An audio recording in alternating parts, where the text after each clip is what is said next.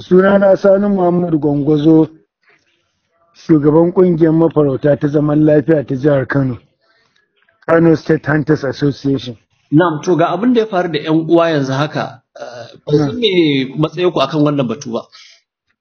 To wannan matsaya tamu a ƙungiyance, wannan jarraba da Allah ya sa aka gamu da ita, ba za mu bari ba, za mu bincika kuma za mu ɗau mataki na gabatar da ga hukuma, domin saboda kowa zaman hukunci yake, kuma duk abin da muke akan ƙa'ida muke, kuma abin doka da oda. Akwai wani abu da kuka zarga ne da ya jawo faruwar haka? Wato abubuwa ne, sanannen abubuwa, kaga mu dai a ƙungiyance duk sanda jama'a ta za su tafi farauta kudu, ba kudu ma ko ina za su tafi, a ƙungiyance suna sanar mana ko muna rubuta musu takarda ta gabatarwa cewa ga suwana nan under the leadership of wane za su tafi jiha kaza farauta, kuma cewa su 'yan wannan ƙungiya ne ta zaman lafiya ta mafarauta ta jihar Kano. Saboda haka muna roƙon a basu dukkan gudunmuwa da taimakon da ya dace.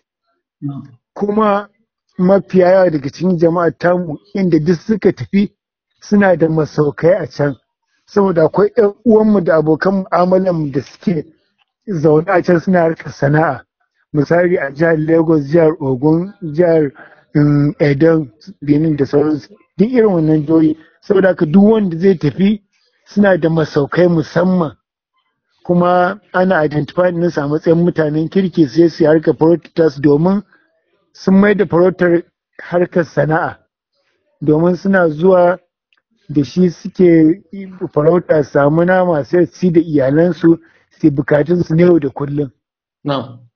Ka gani? Saboda kaga wannan babban abu ne da a gaskiyance ba za mu kyale ba, kuma a kungiyance za mu ɗau dukkan matakin da muka ya dace don bibiya da neman haƙƙi na wannan jaraba da Allah ya saukar da 'yan uwan. Akan ce sau da yawa mafarauta suna samun matsala da abokan mu'amalarsu, wanda ga ana bibiyar juna daga baya. Kamar yaya? Misali, an je wani abu ya haɗa faɗa rikici a tsakanin mafarauta saboda wani dalili, wanda zaka daga baya ana zargin kamar za su iya bibiyar juna. Ba ku zargin irin wannan abu? Babu, ka san halin da ake cikin yanzu, shekara wajen fiye da 26 yanzu mu a nan jihar Kano muke zaune lafiya a ƙarƙashin wannan ƙungiya ta zaman lafiya, wacce mun riga mai martaba sarkin Kano Alhaji Ado Bayero shine ummul abaisin kafa ta a zamanin mulkin Dr. Rabi'u Musa Kwankwaso, zamanin mulkinsa na farko.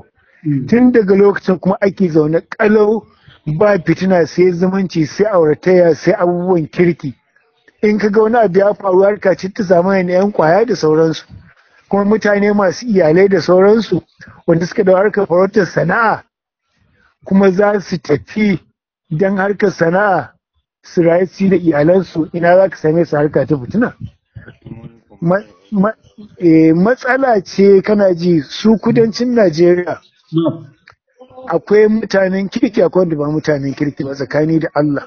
Akwai harka ta kabilanci, ta kiyayya na bambancin kabila a gini da wasu abubuwa, kaga sukan faru, amma kuma akwai fa mutanen kirki, domin ba rawacin akwai mutanen mai kasar Kumbotso da suka tafi can kudin farauta, aka samu wata larura, wani dan harbi wani garin harbin gada, sai suke waya suka gaya mai, sai nace takarda da muka ba ku a kungiyance tana nan a hannunku, suka ce nace ku je ku kai wa dukkan police station take kusa. Da suka kai, wallahi DPO garin shine sa kai su asibiti, aka yi treatment su, shine ma ba da kuɗin mota suka da nan Kano. Kaga wannan, kaga mutanen kirki ko? To wannan dai kan abin da ya faru, matuƙa muna cikin alhini, muna cikin takaici da baƙin cikin wannan jaraba da Allah Ubangiji ya sa aka gamu da ita. Amma kuma za mu dau dukkan matakan da ya dace in Allah so. Dan na zamun nazar a na brief meeting, kuma later in the day ma za mu sake zama in Allah so.